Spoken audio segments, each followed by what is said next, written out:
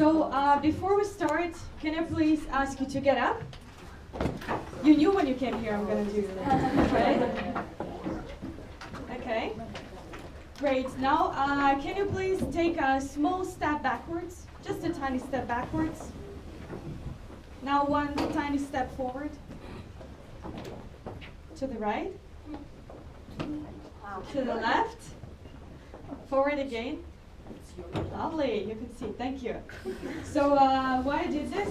My father once told me that if my audience is moved by what I say, I'm doing the right thing. So, get the exercise. So my name is Yulia Nesterenko, as most of you already remember, and I'm very lucky to experience all sides of this conference. As a host, as a moderator, as an audience, and as a speaker finally. And I'm here today to share my perspective on words and how words affect our daily lives and careers. Why am I speaking about words? Growing up in the environment where words were given much meaning, I started writing poems. At the age of 15, I published my first book of poems that was later distributed to all the libraries in the country.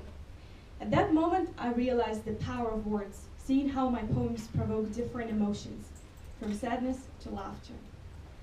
I'm not part of the linguistic community, not yet, let's see, but being a social media, digital marketing, and people enthusiast, I'm here today to share my perspective on words, their misuse, their strength, their connection, and reflections. Nowadays, words have more power than ever before. And who is the better crowd to talk to about this than you? In this room full of translators and entrepreneurs, words are practically the reason you can pay your bills, right? So, why words have more power than ever before? Is because we are amidst on the amazing change. The ways how we communicated, marketed, advertised, pushed, and shoved the messages down to the consumer throat are gone. We're looking at the edge of storytelling. Words have more power because of social media. When a huge amount of people interact with each other on a daily basis. Our technology enabled us to collaborate cross-border, and we have more and more remote work with our colleagues and partners. It's also a lot about collaborative teamwork when we work in pairs and in teams more and more, which means there's a lot of feedback going on. So to conclude this part, we use more words with more people for more reasons. Just look at this crazy number. I mean, the number of social network users in 2017 has reached 2.46 billion people. That's almost a third of the world's population. We are more connected.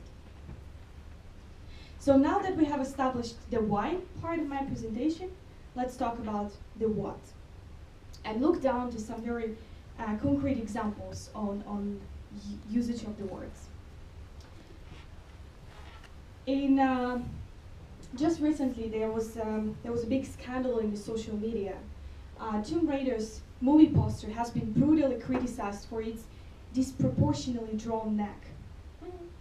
It caused a huge social media outrage, but what bugged me most is how hundreds of digital platforms and newspapers misuse the words to create juicy digital bait titles, clickbait titles. Just look at this word, scandal, slam disastrous poster, catastrophe, disaster. What?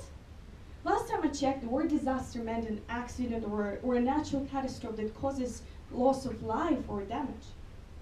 So when these titles that are blown out of proportion come to the media, they ultimately take the power from the news that actually do have disaster in them, like Florida hurricane, for example. So unfortunately, we cannot avoid misuse of words or digital clickbaits, but what we can do ourselves is to use the words wisely because they affect others. Because when we see those titles, it's kind of a trick our brain plays with us when we can no longer differentiate what's really important in the media. And nowadays, in this age of very short social media span, I'm afraid this behavior will be unlikely eliminated. Words have power. Speaking of social media and how technologies has completely changed the game. Just recently, a few weeks ago, I was sitting at home enjoying my Netflix time, when all of a sudden I hear, "Hi Julia, how can I help you?" It was my iPhone Siri, artificial intelligence that got activated from my phone being allocated in a different room. Okay, so I freaked out. I thought somebody broke into the house and panicked. Turned out nobody was home. I had to rewind that part of the TV show I missed due to the Siri accident, when she goes again, "Hi Julia, how can I help you?" And then it hit me. Somebody in the TV show used the word serious, which sounded like I'm asking Siri for help. Crazy, isn't it? At that moment, it hit me that we can no longer avoid the fact that technology has become part of our life and work, whether it's artificial intelligence or social media or anything else. A post you made on somebody's Facebook wall or a tweet you made 5 years ago will be forever embedded in the DNA of internet, even after you delete it. It won't go away. That is why the words that we use today, spoken and written, affect what we become tomorrow. It's a lot easier to control the conversation than it is to change it. But in the media world, in the online world, it's 10 times harder. It's not something that goes away after you deliver a speech. It will be uploaded, quoted, subscribed, and used by public for however long time they want. It will pop up in the search results for a decade, if not longer. And I'm afraid that nowadays digital space doesn't give us the second chance anymore. Everything that comes out of our brain on the web into the form of verbs has our name on it, our personal brand, which means our careers might be at stake. Just by a click of a button, we can take down our boss, our career, ruin a relationship, romantic or otherwise. That is why words have power, and technology enables that power, which also brings with it a lot of responsibility. Speaking of responsibility and how things can really escalate, let's look at the example of Justin Sacco.